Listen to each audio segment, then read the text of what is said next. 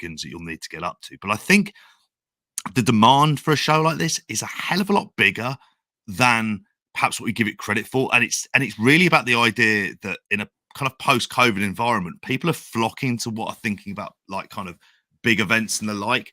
How seriously they take this, I don't think they can do this underwhelmingly, because if they do, the optics are so bad. And if you think about like in a week where they have to, this is essentially proving that they can deliver the kind of thing that WWE can on that kind of major level. And they have someone who can do it. And that means proper celebrities. I saw Jamesy bring up the point about, you don't say, oh, we're gonna make sure licensing Oasis music. No, you get Liam Gallagher out there. That's what you do. You don't muck about with this stuff. You don't get a second chance to make a first impression. And I think there's going to be a demand for it, and it's not BritRes. It's away from BritRes, and it's away from British wrestling. Yeah, I mean that goes down to like, it's the, is Tony Khan in this to make a profit? No, he's in here to make a statement. Like, Connor says, have we heard anything about the prices? Well, love JP's picture there, by the way. We haven't, but I imagine he's going to price it cheap. We'll go through some of the comments in the chat in a minute and catch up. But like, some talk there about the fact that, obviously, tube strikes aside, you're trying to get a hotel right now anywhere near Wembley, they're fucking gone. I found that out as I was trying to rebook some of the hotels I booked around the O2 Arena at like 3 a.m, and then just saw the prices kind of creeping up. Like, it's a hot ticket. It's fucking exciting. Can't get past that. The idea that a company is going to come here for the first time since Rumble 92 and do a fucking Wembley Stadium show is extremely exciting. It's captured the imagination of all of us. That is worth its weight in gold as far as like a promotional tool. That very fact is going to get them in newspapers, like you say. It's going to get them on TV. It's going to get them that publicity that they want. It's such a dramatic play, isn't it? To go for that over, oh, there's a company coming over and they're running Craven Cottage. Wembley is a fucking statement. So they've got all that on the side. But yeah, like I say, I'm just not quite as bullish. I think I'm going to have to see it. And I'm open to being surprised. I'm open to finding out that, oh, fucking hell, I thought the AEW footprint in this country was huge. And by huge, I meant, good Lord, they could sell 40,000 tickets. Don't get me wrong. I'm not saying that's bad. I think that's good. Andy Ogden said before in the chat, he's been to playoffs at Wembley, and, 20-odd thousand can look good, and it probably still will look good at those numbers. I genuinely think that's impressive.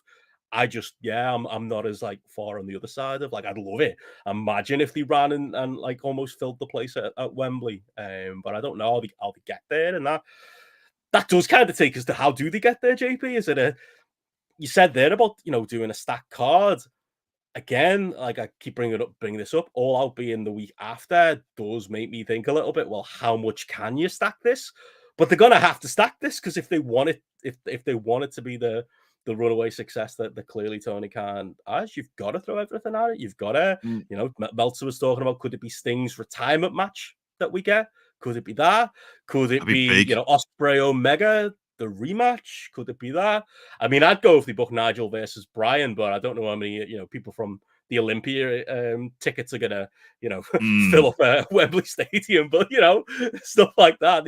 There's a lot of things they could put in there to make it hot. Let's say Zack Sabre and Bryan, but they can't fuck about. Like, dare I say it, JP? I hate to be the one to bring it up, as always. CM Punk, you know what I mean? You got a stadium. Oh yeah. Who do you want there? Your biggest star, like. Yeah, big boy pants on here. You're on. They need to do all of those things. Yeah, there's this is the thing. It's a gamble. I mean, we're talking about billionaires taking a gamble in hiring a stadium that they've probably got for a reduced rate because it was available for that date, and they were already doing the Jags games and have a well-established. They wanted to buy Wembley. Remember Shad Khan? Not that long ago, so they've got a good relationship with them, which means they got a good deal. Like it affects on the ticket side as well. In terms of individual matches, shifting stuff. It's difficult. I mean, I heard some people say do Kenny Omega, Kota Ibushi. I think I mean fuck all for ticket sales. Like I really do. Like Ospreay, the biggest match they can do is Omega CM Punk. I would also. Which of the two shows are more important? This one or All Out? I'd say this one. One of them they're going to want to sell 150,000 pay-per-views on though. Yeah. And then the other one might be debuting on what is their current TV partners revamped, like big TV event on their new revamped streaming service. Like both are important. One is important to AEW, the other one is important to Warner Brothers Discovery. The other one as well produces the kind of optics. The comparison point about why I think that some of the sales, there's also the SummerSlam 92 thing about look at where WWE was in 92, yet they did that kind of a crowd. And that was, and it's basically because we were starved of it. Yeah. And I still think in this era, if we think about the disparate amount of fans who will end up traveling here from Europe, from, you know, obviously UK and Ireland as well, is I think you can get that big pre-sale. And as soon as that happens, as soon as filter out, they've sold 30,000 on the first day. Yeah. So all of a sudden it's like, shit, I need a ticket. And these things do have a snowball effect. I think the same thing happened with Clash of the Castle to a degree. That's the top end. If they manage to beat that real number, that would be something. That's a lot of fucking crowing as well. Yeah. Like doing real numbers in there as well at the same time. In terms of the card itself, I think you just turn this into the thing that I've said before, where it's like a proper, like, kind of festival of wrestling. You call in all your favors. You're getting a Carter in. You're getting, like, whether or not you want to get a Tanahashi in there, then that'd be absolutely fine. Vikingo has to be on here, like that type of like stuff as well, and it has to be spectacular. Like that's the thing they have to go for. They have to really produce something on a kind of spectacle, but if they do this and they do this right, then you've got something where you're trying to sell this brand to other TV rights networks. And you're going, look at us, we run fucking stadium shows. It's not just WWE. And as long as you're making it look well, and they've got the kind of production people who can do that as well. So, like I say, I'm quite bullish on this. Love it. I mean, I hope you're right. You know what I mean? It's just a feeling, isn't it? Like I'm not gonna, bet on it. Well, maybe I will, depending on what the bet is. But I hope I'm completely wrong and you're right. Carl says here, one PW can sell a few thousand. Surely AEW can draw big numbers.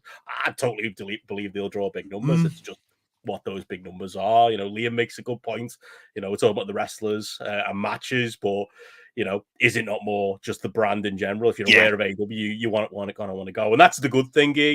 It's like the idea that that when they first went to Toronto and it was a Dynamite and a Rampage at a relatively small place, and it was like, come on, they're desperate for you guys, like go for it, and this time they've fucking gone for it, and they've learned that lesson there. So there is that as well. But yeah, that's going to be very much the question, really. It's like, does the brand draw to the extent that you would kind of hope it would do at a Wembley? And I hope that's what we find out it can, to be honest. And all this excitement everyone's got pays off. I think the only slight negative is that, like, I have seen a couple of people be like, so is this in place of All Out? And then people having to be like, no, this is a different pay-per-view. And it's like, you want, when it comes to the matches and stuff on there, maybe an individual match doesn't make a difference. But it does make a difference to what this is. Like, it's Wembley, so you don't want it to start creeping in that, like, this is a show just for us, for the house. It's not, something that's of important worldwide. I'm pretty confident when they've got 80,000, 80 to 90,000 tickets to shift, they're not going to take that lax attitude. But I think by delivering the extreme end of good stuff, you make clear, don't you, that this is an A product and it's not, as you said, a B compared to the pay-per-view that's going to be coming the week after. But I mean, to that question, I just asked, why is it then? Why is it the week before? Why is it not early in the summer? Why wasn't it more? I'm guessing it wasn't a Craven Cottage because it's the bank holiday weekend helps. But I'm guessing that's another reason it's not Craven Cottage, because the footy season will have started again, and that was always our thought, wasn't it? They'd run Craven Cottage during the 40. We always thought July and stuff like that, and that would be where they would be going to, and July would be absolutely fine for them to run. At this point, I mean, them doing it, it feels like it's the availability of Wembley, and it depends. Were they deliberately sending out kind of mixed messages to throw people off this? Because if so, fair play, they've done that. Or and these are the worrying things: is have they got a back part of, like, the backstage stuff in terms of arranging all of this? Have they got their ducks in a row? And have they got the people who are going to be able to do this and properly publicize it? And I'm not talking about a fucking article in the Daily Star. That will not suffice. We're talking getting yourself on BBC stuff, like Sky Sports News. They haven't got to deal with WWE. Should be all over that, trying to plug this. Like, there is that kind of stuff. Like, you really got to go, the kind of celebrities you use. Yeah. Like, can't be a gobshite of Geordie Shore. That's not fucking cutting the mustard. Proper celebrities.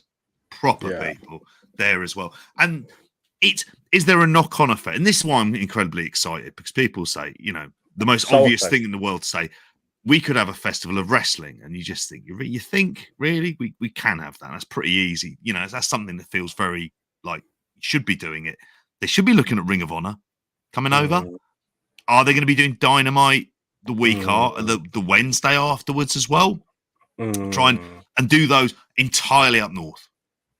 Scotland, Manchester, Newcastle, like big. That's where you go for that as well. You can get Ring of Honor in there. Are they going to want to run like a Saturday night? All the British Indies, where are they going to? The Dome in Tufnell Green is suddenly going to be fucking swamped, I think, with a load of things. It's going to be our Ukrainian cultural centre, mate. That's what it's going to be. It is going to be our Ukrainian cultural centre. Do we have a Ukrainian cultural centre ourselves that we could possibly use? Just in, I can paint it red. To be honest, it looked great. Sorry, I didn't say that again. Yellow's lovely. Keep it. But yeah, you know, Carl asked that earlier. You know, will he film ROH and Rampage? That was what we'd heard, you know, coming into it, that there was going to be 3 shows over the weekend. Whether they've changed their mind and it's just Wembley now because they've got to sell Wembley, maybe. But I think if they're here and they're presumably going to be based, you know, Craven Cottage or wherever they keep the players and stuff like that, you know they're going to have all that. They probably will and travel around, and I think it probably will be more than that. I think a Rampage feels possible. I think an ROH show on the Saturday feels possible. I think, you know, going to, you know, and they should, you know, if they're over here for that little period of time and you've got, you know, a concentrated tens of thousands of wrestling fans in one place, you know, take advantage of it. So I think they probably will. But you're right, the British Indies are going to take advantage of it. Progress have already got a show on Sunday. You know, Rev Pro, let's, you know, hope they fit something in over the weekend. Let's hope. Yeah. I mean that's the end of the British Indies. I've said all the names now, but you know that's probably what we should expect. Might get a British podcaster or two, maybe doing an odd show over the weekend. Maybe. Who knows, JP? You know, it's a lot of fucking people in one place, isn't it? Yeah. So, you know, I think that was kind of missing, wasn't it, from Cardiff? If you know, they had, like, there was TNT. There was a Progress show. There was no Rev Pro show. I don't know, from like the reports I read, the people, it didn't have that feel of a Mania weekend. I think this being a bank holiday and the type of fans it's going to attract, it being AEW, this is going to be a Mania weekend feeling thing. I think it really is. I think we're getting GCW. GCW does London. Oh, it'll be awful. It'll be maybe awful. By TNT. But I wouldn't be surprised. Yeah, I think there's stuff like that they'll do there as well. Is there venues nearby to Wembley that they're going to be able to go kind of around the Box Park and other stuff? It's just that this isn't, you know, this is relatively really what we're getting here, if we're potentially thinking about it, is what would a WrestleMania weekend be like in London, where you've got a major stadium show, which is going to be the draw on the Sunday, and you've got these other days. Are we going to be getting shows on Thursdays as well? I think Rev Pro, if Ring of Honor is doing a Saturday, Rev Pro do Friday, or vice versa, depending on how that is, they would have to be doing that at the same time. And then it becomes what kind of Circle 6 in Brixton, which I would watch that on there as well. But yeah, Mitrovic, let's say he's not doing anything for the next few weeks, is he? Got to, you know, Christ, he should be doing an angle with Mitrovic. You can do the flyer and then sit plat there, saying maybe TK will send me a big box of flyers. I'm not running a bus for the show, Don. I'm drawing my line in the sand there. Maybe we should start a wrestling travel company though, JP. Think of the money we can make.